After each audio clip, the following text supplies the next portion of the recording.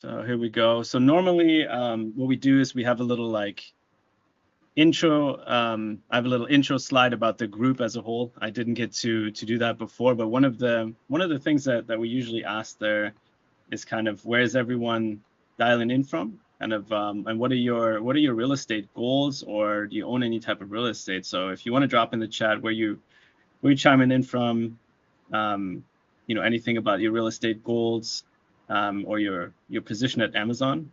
Would love to see where everyone is saying hi from. Seattle, hello, welcome. Wow, Seattle, awesome. Seattle just getting started, nice. ATX, Seattle, Virginia,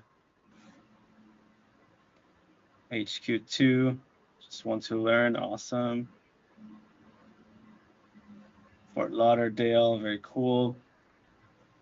Yeah, so real quick about the group. Again, normally I have some slides around this, but so my name is Martin Krimmel, or Marty. I'm a senior program manager here for Amazon Music, and I also run the real estate ad group for Amazon. We're a really large group now. We're over 2,200 members. I think we're getting close to 2,300 members all across the globe, really. And we're, I think, in Seattle, of the Gather groups, the fifth largest now. So super exciting. So kind of spread the word. If this is helpful today, um, to your friends and colleagues. So hopefully, they can kind of join one of our other sessions. We record all of these. We put them up to our broadcast channel, which is, if you go to broadcast and real estate at, and I'll share some links later on as well. It should be in there. You can check out kind of a wealth of information. We've been doing this now for a couple of years, and yeah, really excited to have you all here. And let's jump in. At the end of it, I'll try to leave some room for 15 20 minutes or so for any questions. Either feel free to drop them in the chat at the end, or use the raise your hands tool. So I'll hope to address them. But yeah, let's get started here. Let me get a sip of coffee.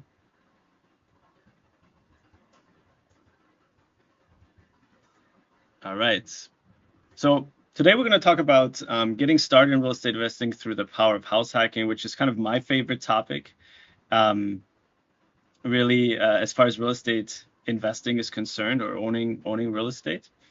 I'm actually on the HouseHack team of Seattle as well. So like the team there focuses on working with investors, first-time house hackers. We help people just kind of buy like their dream home as well. However, we are gonna have this niche focus on house hacking. Let me make sure these slides move here.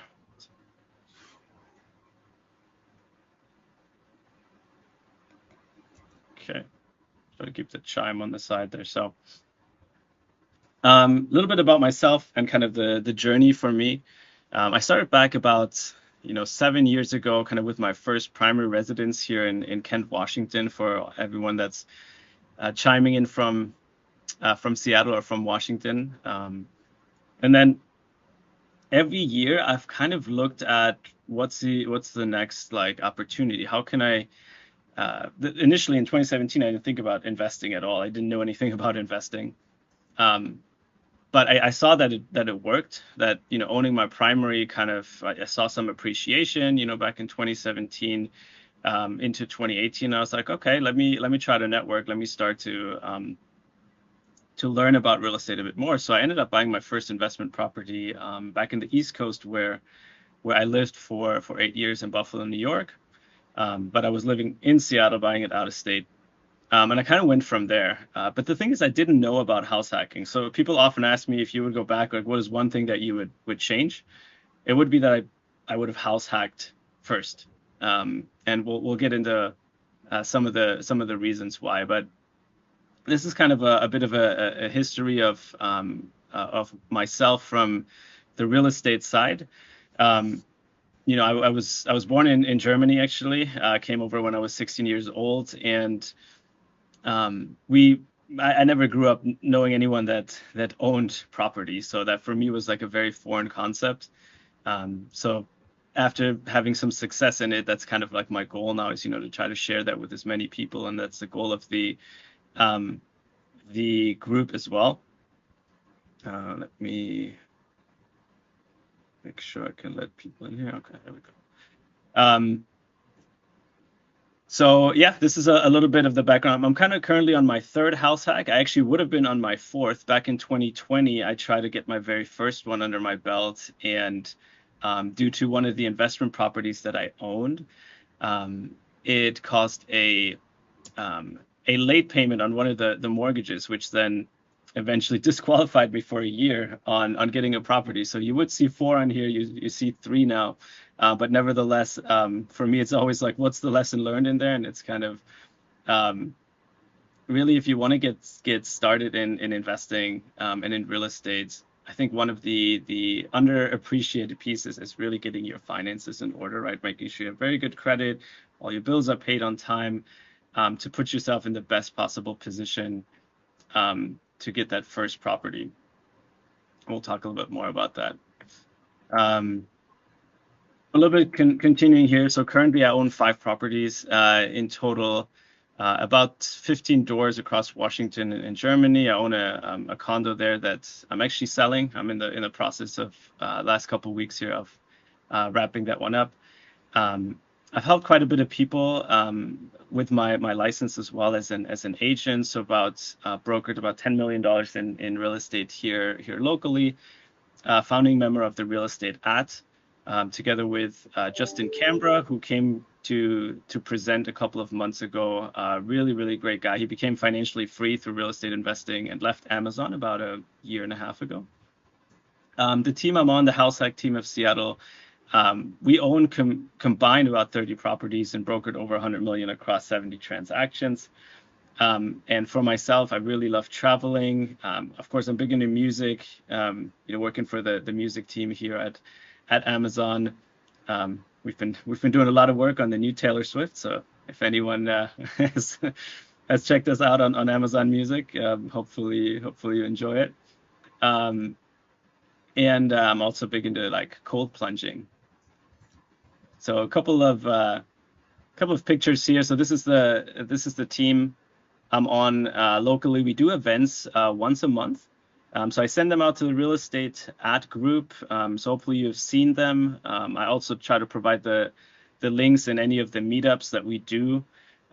So come on out if you're locally, and if you're not, I saw people calling from Virginia and Fort Lauderdale and other places. Take a look on Slack. More and more of these investing groups have popped up for Amazon, the kind of just Slack channels where you can connect with local investors and local Amazonians that are into real estate. So it's not all just Washington focused. A couple more pictures. So just kind of traveling around. Again, really important to me, and that's where really house hacking has helped me. It's giving me kind of that freedom to be able to travel around. I went to see my college friend in Thailand a couple of months ago. Again, my family's in Germany, so I took my dad on a trip to Scotland. Took my brother to Manchester, and a lot of these things are honestly possible truly because of the house hacking and investing in real estate. So I'm a big believer in it. And I hope after this session, you'll feel a little bit inspired to get started as well. Okay, so one of the underrated things, I've worked with a lot of people on investing and in real estate, and I think a really, really important part as you think about like getting started, it's often less about the information. Like today, I'm going to give you a ton of information, right? And you can definitely use that to then get your journey started. But what really, really I think is important for people as they get started is to think about a couple of these questions. So creating a vision for yourself. So like, what is it that you want your life to feel like, to be like? How does investing fit into it, right? Because we're all very unique. Some of you on the call, may have been of Amazon for a very, very long time. Maybe you have a very high income. Maybe you're married with kids. Maybe you're single. Maybe you just started, right? We're all kind of starting at different points in our journey. So, what is your kind of unique vision and your goal in real estate? And think about like just who do you want to be, right? Like who do you want to be in this kind of lifetime, and what do you think you can achieve this year? And then this very, very last one I think is super important. What are the action steps you need to take right now? Because in my experience, what I've seen over and over again, people get stuck at this like, hey, I'm just going to learn, right? I'm just going to gather information and I'm going to take action when I'm ready. I'm going to take action when interest rates drop, right? I'm going to take action when XYZ happens. We did a session a few months ago, and Justin, when he came on, I think he brought up a really good point, which is like most of the things that you got to learn, you can learn them within 30 days. So I try to encourage people and like give yourself a kind of deadline of what's your information gathering, right? So say for the next month, I'm going to study, I'm going to learn about house hacking, I'm going to learn as much about real estate as I can, I'm going to listen to the podcasts, I'm going to read a couple of the books, and I'll give you some resources to do that. But then figure out what's kind of the next action step that you need to take in order to really, actually do something. Because again, I've really, really seen this many, many times. People learn for years. I really learn for years, and you tell yourself you're making progress, but you're not, right? Like until you're actually getting a property under contract, you're actually getting your property, the first one under your belt, you really haven't done anything. So encourage people, learn as much information as you can, but then take action. Okay, why do I believe investing in real estate is a good idea? So here's four things, along with a quote from Jeff, that I think all of you that's been at Amazon, you know that we have this long-term thinking, right? It's about a long-term view. We invest for the long term. We write 5-year vision docs. We really are on a journey it's not a short-term game. And the same applies for real estate, right? So it's a tangible and versatile asset class. You can directly influence the value. That's a big one, right? You can buy a fixer-upper. You can add some what they call sweat equity. You can fix it up. You can sell it for more. You can live in it and have appreciated value through that. Historically, it's a stable investment, and it does have long-term appreciation potential. And I'll show some data in a minute here. And then diversification benefits and hedge against inflation. I still invest in the stock market, right? I encourage everyone. Yesterday, I had my Forte or compensation review with my manager, and we talked about, you got to do the 4% in the 401k. So because we match, Amazon matches. So I'm not saying real estate is the only investment vehicle, but I think it is the best one in my opinion. And here's a few data points. So again, thinking about this long term, right? You're going to hear a lot of people today that will say, hey, interest rates are super high. What if the market crashes, this summer or next year? But when you go back, people have talked about that a lot. Like even if you look at this chart over here, to the upper left, this is Washington median home prices, Washington State. And they've really kind of shot up. But back in like 2017, 2018, 2019, people thought, wow, it's so expensive. Like, I'm going to wait for the market to crash. But look where they are today, right? So historically, you will see an upward trend. Now, can the investment go down? Can the value of your home go down? Absolutely. But that's why, again, I would really encourage you to kind of think about this long term. And I talk to people a lot that are, much older and wiser than me, that are 20, 30 years farther ahead in the journey. And pretty much anyone says always the same thing. They're like, I wish I would have bought in year XYZ. I wish I would have bought here and there. So, don't be the person that's I wish I would have bought 10 years from now. Because from everything I'm seeing, prices are just going to go up. And again, over the long term. So what is true is, though, however, that the gap between income and median home prices has really gotten quite large. So it is more and more unaffordable for a lot of people to get a home, which is another reason why, for me, I think kind of the house hacking and that kind of strategy to me is really the future, because it is very, very, very difficult. Like, wages have not kept up at all with the cost of home ownership. And interest rates, I put that other graph up here as well, because when you are at parties and you're talking to your friends and they're all saying, hey, these interest rates are so high, like, why would you ever buy a house? Point them to this graph, possibly. You can see in the 1980s, right, interest rate was in the double digits. It's kind of dropped historically since then, but a lot of times people compare the interest rate to what it was 5-6 years ago, when it was 2-3%, but they don't compare it to what it was 20-30 years ago. For the wealth pillars of real estate, so real quick here, cash flow. So ideally, if you can bring in more money than your total expenses, that's what we call cash flow. And there's a difference between real cash flow and phantom cash flow. So you'll hear people say, like, oh, I make $300 a door. But a lot of times what they're not factoring in is maintenance and capital expenditures, meaning if your roof breaks, if your hot water tank goes out, and then vacancies, right? You're not always going to have renters in there. So you have to figure those numbers in when you do your calculations, because otherwise that's not real cash flow. When people just tell you, my mortgage is $3,000 and I'm bringing in $3,500, I'm making $500, you're not, right? You're making it maybe a few months, but if you one time have a hot water tank go out, now you're paying $1,000, $1,500, and that cash flow can be quick out the window. Tax advantages. So it's one of the best vehicles for you to save on taxes through interest deductions, as well as what they call depreciation. So the government has this piece in the tax code that your home loses value every single year, and you get to use part of that loss of value against your taxes. So really, really cool there. Equity buildup, right? So loan pay down, people forget that in this environment where it's very hard to get cash flow.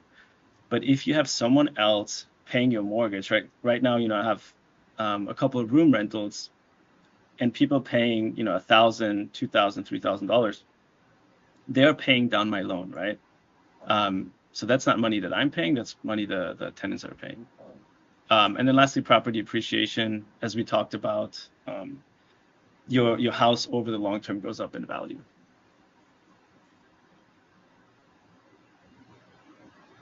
A couple of different types of real estate here.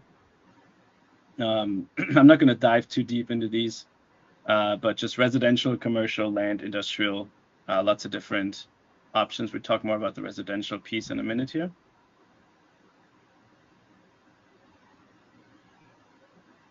What are a few of the different investment strategies? So a couple of them, buy and hold. So that's when you buy a property, you hold it for the long term.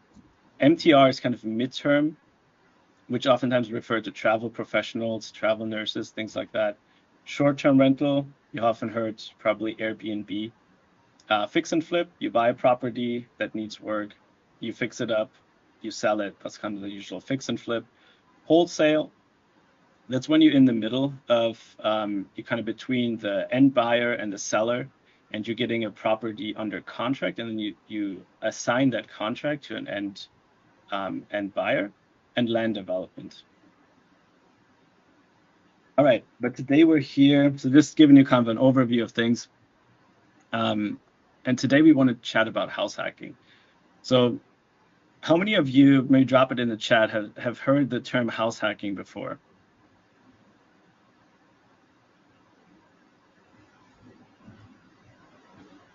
Couple. Cool. All right. So yeah, house hacking, there's a lot of different ways, right? The kind of it was coined really by Brandon Turner of Bigger Pockets. Um, and again, 5 years ago, I had no idea. I had never heard of it.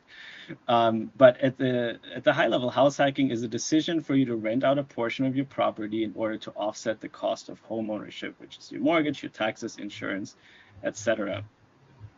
As I mentioned a couple slides ago, I really, really believe with as high as prices are, that this is kind of the future for many people to still afford a home. I think it's very very expensive, very difficult for the majority of people to do that. We're all very lucky. We're at Amazon, which are fairly high paying jobs for the most part, but even then, not always, right? I started Amazon 11 years ago, at about 44,000 a year, and Seattle was super expensive, and it was it was very difficult. Like I didn't know about house hacking. I would have figured out a way if I did to do it, but I think this is a great strategy in the future of home ownership. So here's a good graphic of things you can do. You can rent out garage space. You can buy a multi-family home, like a duplex, triplex, or fourplex. Rent out extra bedrooms, in-law suites, and even rent out your yard. We'll talk about that a little bit. Why do I love house hacking? So here's kind of a few of the major reasons why I really believe in that versus your traditional route of investing in real estate. Um, Number one, it gives you the ability to get started in real estate with very little money. So a lot of times you'll talk to friends, you talk to family, and they think if you want to invest in real estate, you have to be super rich or you need a lot of money, so you need a lot of years to save up a down payment. But if you house hack, meaning if you own or occupy, you can go in as low as 0%. So if there's any veterans on here, um, definitely look into VA loans. You can do 0%. You can go conventional as low as 3.5, 5%, and up from there. Traditionally, if you just go and you want to buy an investment, say you want to go out of state and just buy a single family home, you're going to need 20 to 25% down. Next one is lower interest rates. So investment loans are generally about 0.5% to a percentage higher than conventional loans. So you're going to have the ability to get into a home as an investment for a lower interest rate. Again, that's the kind of buzzword at the moment, right? Everyone wants like, how can I get a lower interest rate? This is one strategy. Expenses paid for by tenants. So of course, if you rent out to others, then they will again pay part of that equity or sorry loan pay down for you. You can actually pay less for owning a home than renting. Now, this is getting more and more challenging, right, as interest rates rise. So I've done this presentation for a few years now, and I think the first one probably 3-4 years ago. There was much more likely. Now it's still possible, but it is more challenging. But it's still really a thing. Another way to put it is you can pay as much as you pay in your rent for owning. So that's definitely a thing that can still happen. Cash flow and build equity. So we talked about that, appreciation, loan pay down. And here's another really cool thing. So the lending requirements are you have to stay in the home, you have to own or occupy within 60 days of closing, and you have to stay in the home for 1 year. After that, you can do it again, right? So you can build up a portfolio relatively fast. And I always tell this to people. It's like, you don't have to be super passionate about real estate. I will go get an example. I have, a lot of like musician friends that are creatives. They don't, when I talk about real estate, and I talk about that kind of financial freedom and things like that, they tune out initially. But I've been able to convince them of like, hey, just listen, do this. You do this a couple of times, and then build up your kind of financial future this way. And then focus on your music. If you can focus on these other things, whatever your passion is, maybe your passion is real estate, then this will also be an amazing strategy to really move fast. And if it's not, still do it. Still do it because long term, your 15, 20-year future self is going to thank you, for sure. What are some of the drawbacks? So sharing your space with others, right? A lot of people are like, hey, I don't want to share my space with others. And I think for everything, there's always kind of a solution. So you really don't have to. If you think about just buying a duplex, completely separate units, right? What you live on one side, they live on the other side. Um, are you sharing a couple walls? Yes, but I've even had my first home, that was a upstairs and lower, and I divided it. And honestly, I never saw the tenants. Like I just didn't. And even now, I have a roommate. I travel, she travels. We barely see each other. So it's not as scary, or it can be minimized as most people think. Um, Landlord responsibilities. So of course, you kind of going to have to learn um, some of the aspects of being a landlord, right? But people always say like, oh my gosh, I have to fix the broken toilet. I'm not very handy. I need to, fix the dishwasher. I don't know how to do that. Honestly, there's always a way, right? I'm also not the most handy person. I've had to do things and I've had to learn, and I always encourage people to try to learn again as much as you can. But that's why we have contractors, right? That's why there's handyman. That's why there's things like TaskRabbit, where you can quickly find someone to help you.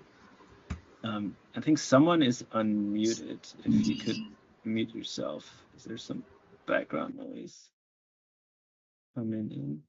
Um,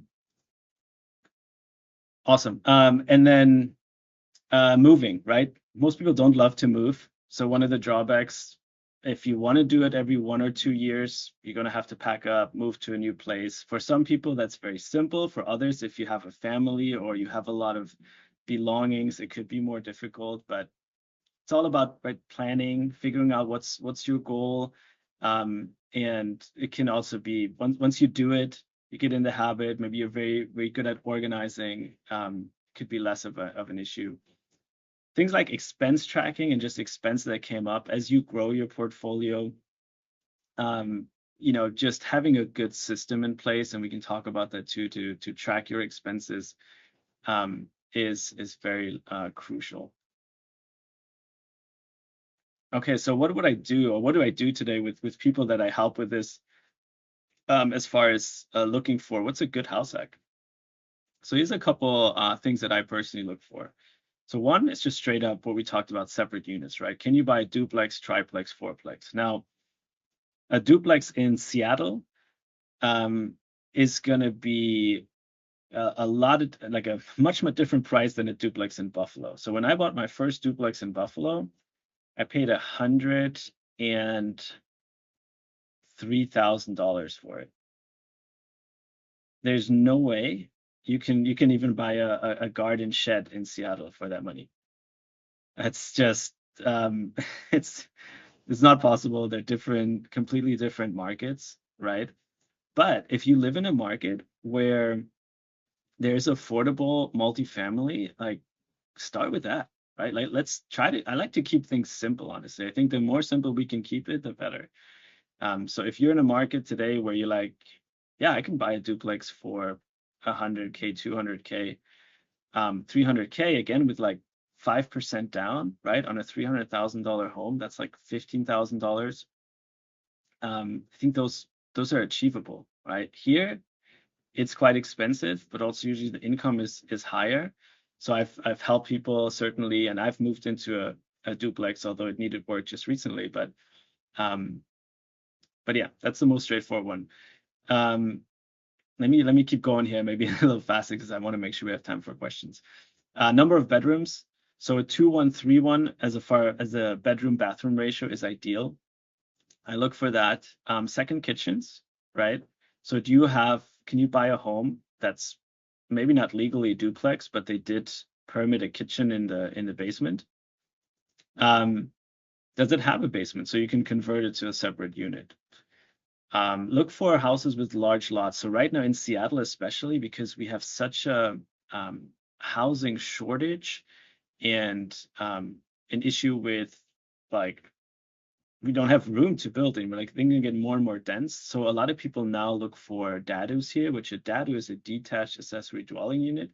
It's basically a separate house that you can build on the back of your lot. So look for that. Light value add opportunities. So can you look for a house where people the average consumer is going to say, I don't really like it, right? I don't like that this wall is yellow, or this one is Seahawks and Sounders green, right? But you might walk into that and you're like, okay, yeah, it doesn't look great right now, but I can paint it, right? So look for those opportunities. Lots of parking close to transit. So of course you could buy the best house hack in the world, but if you're in the middle of nowhere and no one wants to live there, then it doesn't matter, right? So look for areas there close to transit, good parking. Parking in dense cities like Seattle, more and more I realize just how much that's important to people. I'm showing my duplex at the moment, and people constantly ask me about like, does it come with a parking spot? So huge deal. And a healthy rental market again. So there's a few factors, high rents, job growth, population growth, low crime, things like that. I want to give you some income generating strategies here.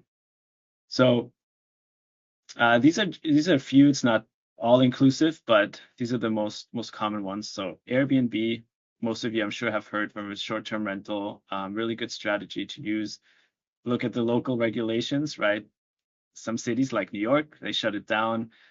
Seattle, you're restricted to 2, owner occupied. Travel nurses, so that's a big one. Buying with something near a hospital. Rent by the room, I love that strategy. Buying a big house, renting out the room, subdividing a lot to build and sell. Storage, so you can actually rent out storage, which is something I've done for a couple of years, which is great. You can rent out parking, right? So that's also another strategy that I hadn't thought about before, but it can also be a house hack. Maybe like, hey, I don't really want people to live in my house, but I'm happy to do parking. Sniff spot is really cool. I love dogs. I know at Amazon, a lot of us love dogs, and people use their yard to be like, hey, for $5 an hour, $10 an hour, you can use my yard with your dog, because there's a lot of people, right? They don't have that. They live in a small apartment and they're like, hey, I just want my dog to be able to run around in a safe place. I can't take him to the dog park. Maybe there's too many dogs. So that's an option. HipCamp. HipCamp is also really cool. So use your plot of land to have people stay there and pitch a tent. How do you find tenants? So a couple of things. You can use a property management company. Utilize Facebook, Amazon, Craigslist, Zillow rental, and just in general become a really great interviewer. That's really key, in my opinion, to finding good tenants. Let's go into a couple of case studies here. So we have about 25 minutes left. So this was my very first house hack. Actually, I haven't talked about this one in a while because I'm so busy with the current one, but let's go over the numbers here real quick. So I purchased this one about 3 years ago for $705,000. It was off market. It was initially listed for $729,000. How did I get it off market? It's through relationship building. So what you do in the group here, you building relationships in your community, in your neighborhood, talking to people. Like, I'm a big believer of putting out there, this is what I'm looking for. Again, setting a goal around it, giving yourself a timeline, talking to people will really, building those relationships will really make a difference on properties that you can get. Purchased for 705, the rehab, so to fix it up was about 30K. Current market value of this one is about 850. And so the equity gain is 145, which is the 30K sweat equity, 150K market appreciation. So we talked about one of those benefits, right, of real estate is appreciation. And I bought this on a really big lot. So I knew before what was the minimum size requirement for me to divide this lot to potentially build another home on. So I purposefully bought this property knowing I had this, as I call it, like bonus lot on there. So the lesson here is, again, like, look for some of these opportunities that we talked about. How did I add value on this particular one? So it was a 4-bed, 2.5 bath. I added 2 extra bedrooms, so made it a 6-bedroom, 2.5 bath, new paint, new flooring in bedrooms. I added a washer and dryer in the upstairs unit. I did a lot of landscaping. You'll see in a minute. It was really, really bad. And I furnished it. If you're starting out and you're like, hey, I only have very limited funds, but I have a lot of time and I want to try to do this on a budget as much as I can, offer up, buy nothing, Craigslist, our internal for sale areas are really your best friends. I always tell this to people, the first couch that I got there, it was $50. The washer and dryer, the first one I got there was $50. So you can really save significantly there, but it takes time. So do I do that today? Not so much. I still look for a few things on OfferUp, but I just don't have the time anymore to do that. But when it was starting out, 100%, I was just all over OfferUp. Anything that I found, I would post it. I try to sell it. So it really just depends, how much time can you invest and kind of what's your budget. Here's some pictures. So this is how it looked when I first got it. You can see nobody took care of the yard at all.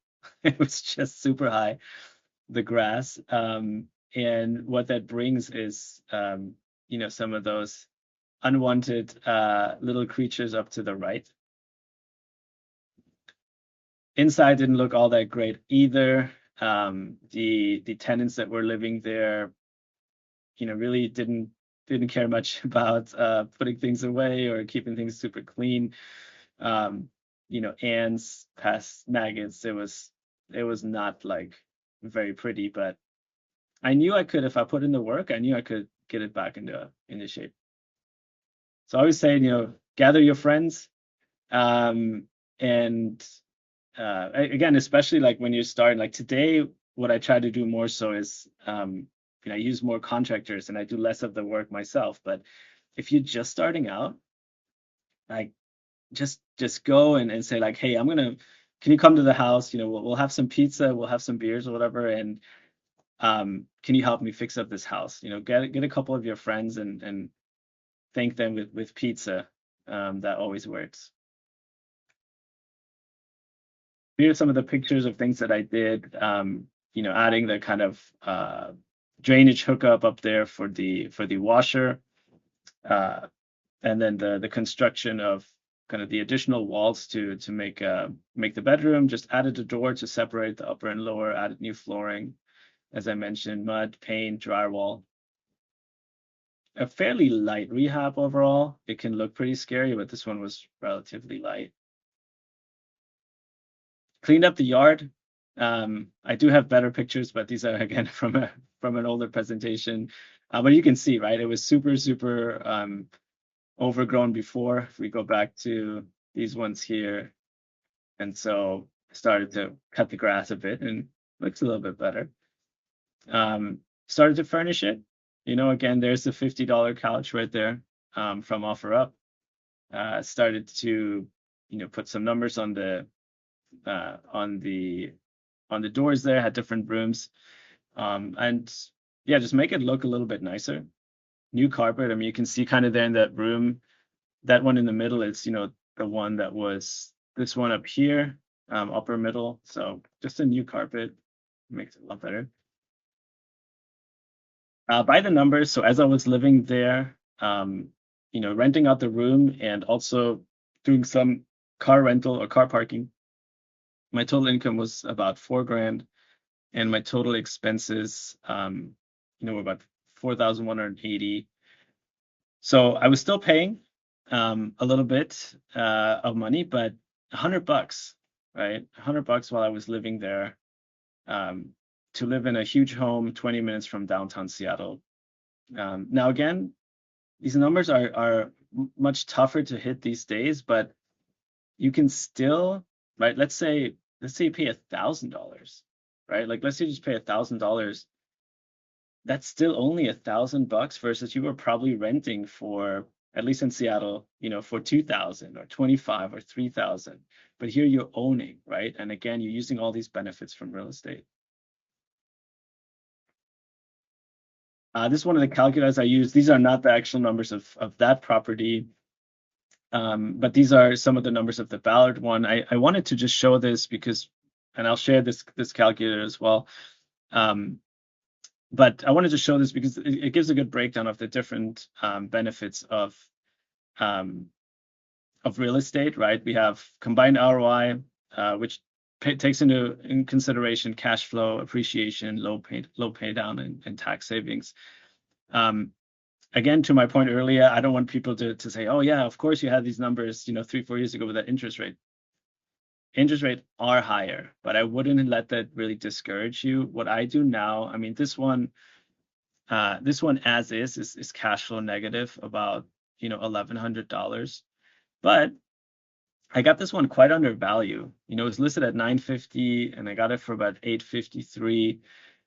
It is taking a lot more rehab and a lot higher rehab costs, but once again, I think if I can live there and my monthly payment is about $3,000. Again, a lot of people in Seattle pay that in rent, but I'm owning this property, so and taking advantage of all these benefits. So still possible. It's just to cash flow these days is a lot more difficult. Some of my friends that I helped, again, musicians, I wanted to show this example because they would always tell me, hey, Marty, you show this example that takes so much work. We want a house hack, but we don't want to put in that much work. So a couple of their high ticket items were no roommates, our own privacy, recently built home, convenient location. So we found them a townhome in Ballard with a separate ADU. So it had on the bottom, it had a full-on studio. And they are amazing at doing short-term rental. So they, right here, we'll go to the numbers in a second, but they are super good at, did this little design, made it a cozy and hip Japandi style studio, and their Airbnb is literally booked. I'm not joking, nearly every month. I mean, the winter season in Seattle is tough, but even then, they're 60% occupancy. In the summer, they're completely booked. And as far as their numbers are working out, so they bought it, or we got it for them at $770, a 3-bed, 3.5 bath. 2,000 square foot, almost 2,000 square foot townhome. Their down payment was 7%, so about $55K. Their mortgage, this was about a year and a half ago, is around $5,000. They make on average in their Airbnb $4,000 a month. So while they're still net negative while they're living there, right? Again, this is kind of what I was saying earlier. They're still only paying $1,000, and they were paying $3,000 previously. They were living in Queen Anne, paying $3,000, want a place with a nice rooftop and a gym. Now they're paying $1,000, and they're owning this. And then once they leave, they do decide to leave. We just chatted last weekend, actually. They want to grow a family. They want to go to a bigger home. Now they're able to take that Airbnb revenue, hire a cleaner, maybe it goes down to $3,000 a month, and they have a 2-bed, 2.5 bath upper that they can rent probably around $3,000, maybe $3,500 is a little bit high here, but if they furnish it nicely and they do travel nurses, that's very much in the realm of possibility. So they're going to have a home that pays them, right? And that's a really beauty of this strategy. Just a couple prior assumptions that they had that was intimidating to them that we talked about, that now they're super happy and they just focus on music and traveling. So he's just in the recording studio all the time. And she just started for Spotify. One of the things here that I do want to mention is, in general, it's a comfortability versus profitability, right? Like some people, like my friends, they're like, there's no way I want to put in any work. So you can find that, right? You can find that.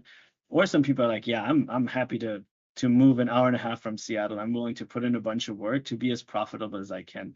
And I always love showing this picture. Can anyone drop in the chat? Is there something that seems unusual about this picture to the right?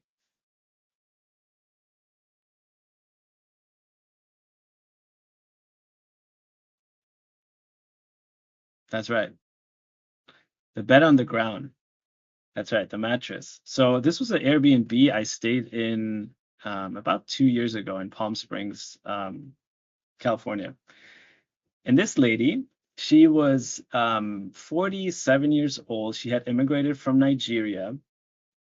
Um, Her husband had left her alone with the two kids to take care to take care of the kids on her own. Um, and she was an amazing house hacker.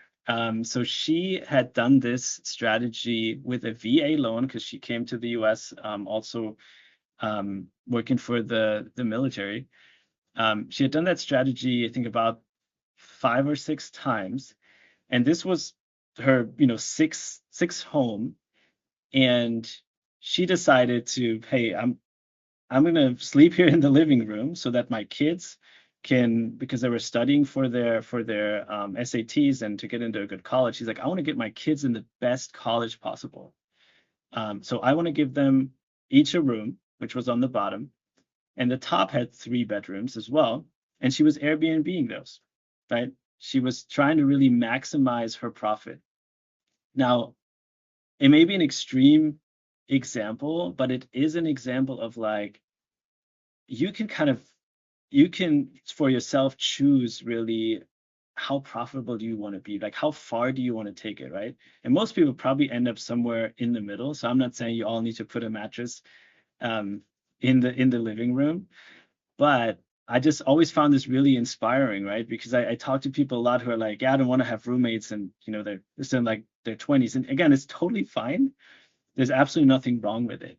But I'm just saying you can make these things work. It's just about like what kind of sacrifice do you want to put in?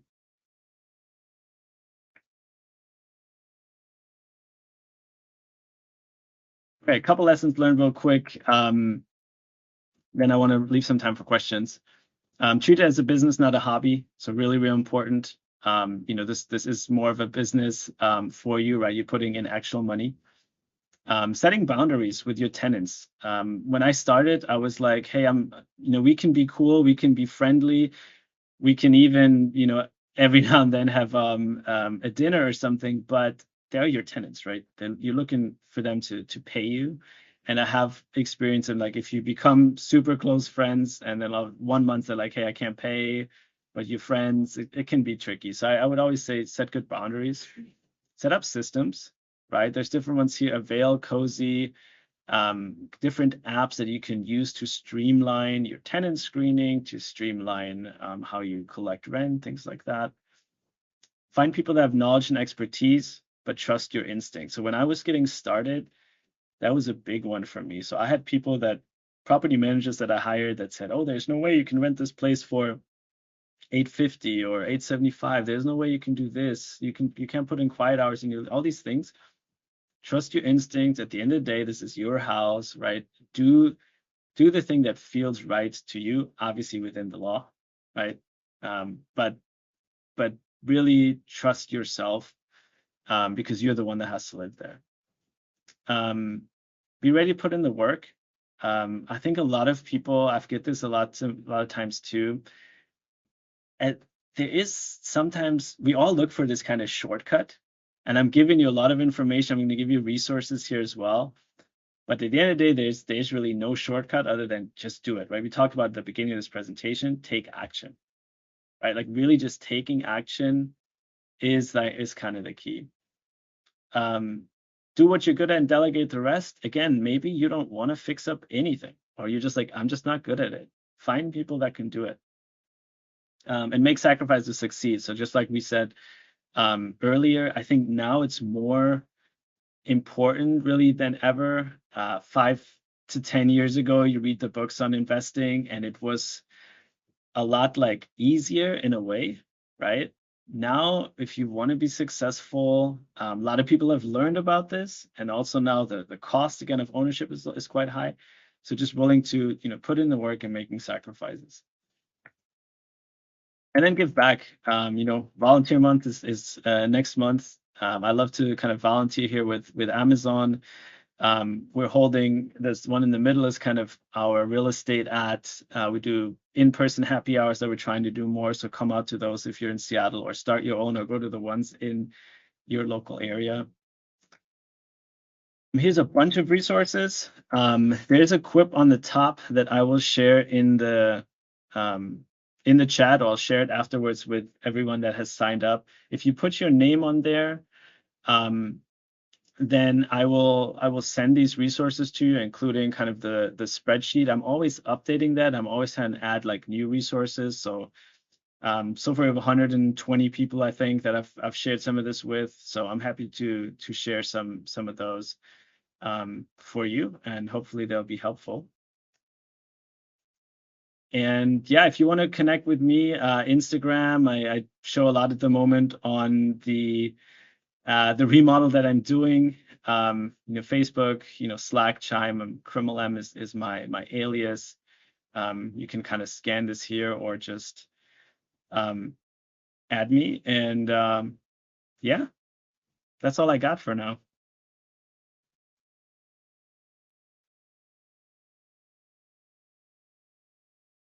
All right. So let's see. Questions. I'm gonna go see if there's any in the chat. If you have one and you want to hop on, maybe use the raise your hands.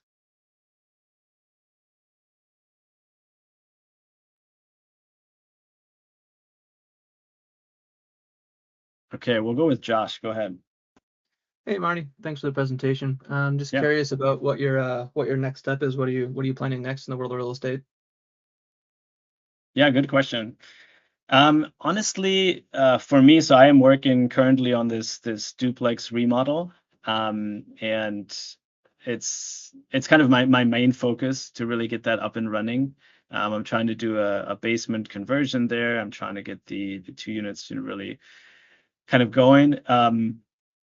And then beyond that, number one for me is trying to help more people, really, on the kind of agency side, and helping others, house hack or invest.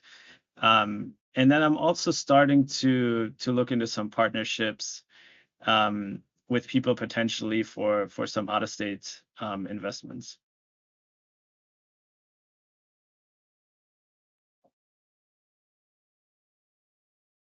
Okay, Daria. Or Daria, did I say that right? Yeah, that's right.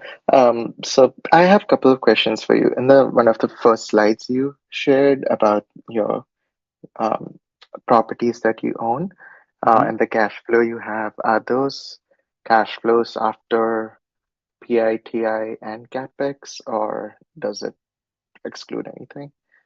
Yeah, they were. So a lot of these, so the initial ones from in New York State, I bought, I think it was, 5 years ago. And again, they were very inexpensive. So the duplex cost me, 103,000. The quadplex was 115,000. So those were actual numbers after all the expenses. But I will say that I changed my strategy a bit, because although monthly those were what I was bringing in, every time I had tenants leave, it would, like, for some of these units, the turnover cost was quite high. So it is a balance in that regard. And, Yeah. and like, what about the properties in Seattle? Because that's where I feel Yep. if you bought it at least 5, 7 years ago, that would make a little, you know, the numbers work. I'm not sure Yeah. how it's doing right now. Yep. Yeah, so those are still for the Seattle one actual numbers. But Okay. I can do a deal deep dive one time.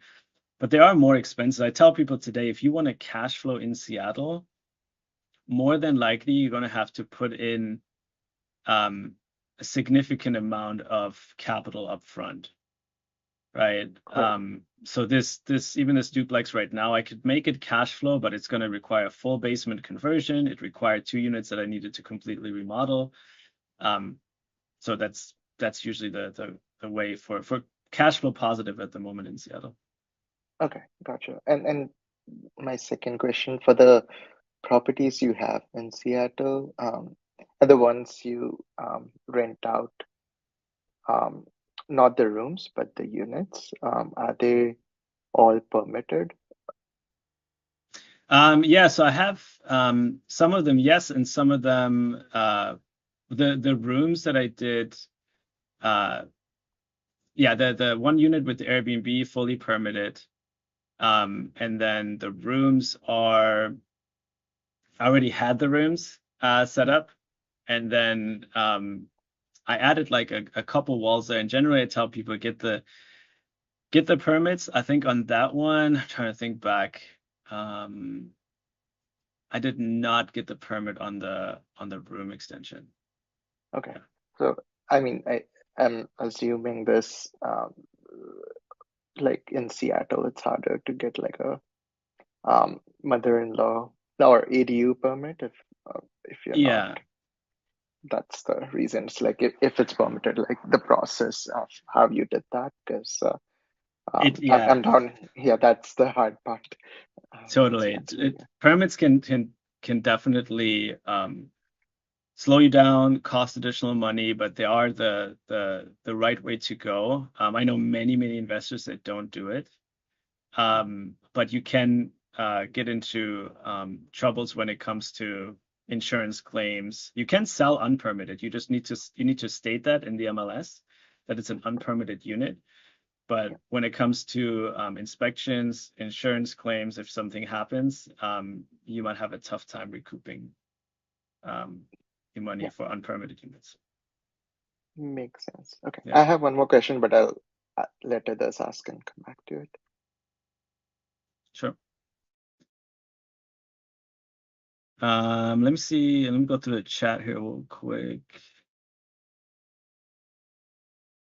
Should cash flow cover only mortgage interest or even the principal portion? So cash flow, that's kind of the phantom cash flow versus real cash flow. The real cash flow that you get should be after all your expenses. So when we factor in your principal, interest, taxes, insurance, plus your vacancy, plus your maintenance and your capex. So all that factored in, what you have left over at the end would be your true cash flow. Let's see. We answered some of those. Is there a real estate network in the Bay Area that meets regularly? I'm not sure. I would say go ask that in the Slack. I could imagine that there is one. If you go on the investing Slack, like investing real estate and the real estate Slack channels for Amazon, that would be a good question to pose there, or just search in those channels for Bay Area. That one was answered. Okay. Anyone else have questions here?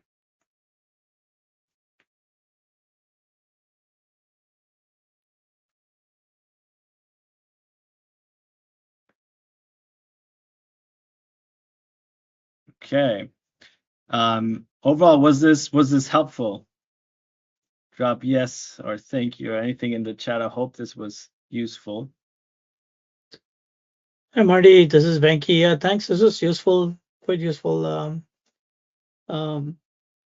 Obviously, like, if I were to look at property, it's very similar to what your friends were doing. Because with a family, I wouldn't be able to keep making moves like the way would be possible for somebody else. Mm-hmm.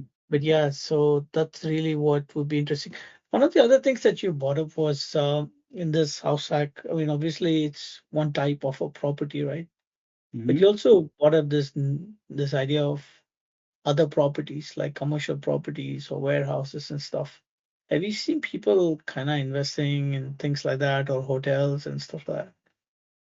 Yeah, totally. So my view on it is always I love real estate as an investment vehicle in general.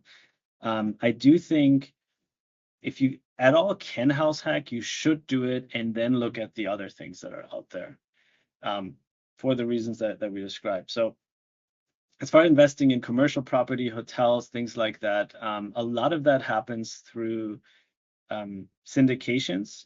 So we had a couple of weeks ago, we had an Amazonian as well as someone that is running. They're Adam and Steve. They're running running a syndication in essence. And so what you would want to look for if that's like something you're interested in, I know there's Amazonians that are investing in that and that have partnerships where they do that. There's many people out there. I was having a chat with someone a couple weeks ago. There's a guy named Neil Bawa who's a very analytical. He's known as like the science guy of real estate. He brings in a lot of investors. Brandon Turner from Bigger Pockets as well through his Open Door Capital Fund. They invest in mobile home parks. So there's definitely opportunities out there. I personally haven't. I do a partnership on the East Coast with a couple of investors, but they're still single family homes. I think if you're interested in like hotels, commercial things like that, I would suggest dropping it on the Slack and see if there's any Amazonians. And I know there's some that do invest in that. Yeah. Thanks.